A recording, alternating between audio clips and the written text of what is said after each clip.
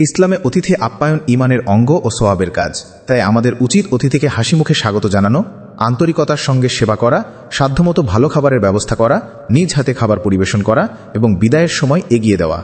সব ধর্মে অতিথিকে সম্মান দেওয়ার নির্দেশ রয়েছে, তবে ইসলামে এটি ইবাদত হিসেবে গণ্য হয়।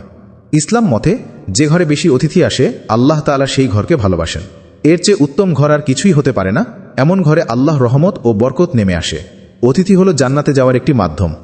এ প্রসঙ্গে হাদিসে ইরশাদ হয়েছে, হযরত রাসূলুল্লাহ সাল্লাল্লাহু আলাইহি ওয়াসাল্লাম বলেছেন, যে ব্যক্তি আল্লাহ ও আখিরাতে বিশ্বাস করে সে যেন তার মেহমানকে সম্মান করে। সহিহ বুখারী 60018। নবী করিম সাল্লাল্লাহু আলাইহি ওয়াসাল্লাম অন্য হাদিসে মেহমানের সম্মানকে মুমিনের অন্যতম গুণ বলে উল্লেখ করেছেন। মেহমানের যথাযথ আপ্যায়ন ও কদর করা একজন মুসলমানের ঈমানি কর্তব্য। এক বর্ণনায় এসেছে যে মেহমানদারি করে না তার মাঝে কোনো কল্যাণ নেই। মুসনাদে আহমদ। এজন্য বাসাবাড়িতে মেহমান এলে খুশি হওয়া উচিত। অন্তরে সংকীর্ণতা রাখা অশোভনীয়। মেহমান আল্লাহর রহমত ও বরকত নিয়ে আসে। আল্লাহ তাআলা যাকে মেহমান হিসেবে পাঠান তার রিজিকও পাঠিয়ে দেন। তাদের ভাগ্যে আল্লাহ তাআলা সৃষ্টির আগেই এই রিজিক লিখে রেখেছে।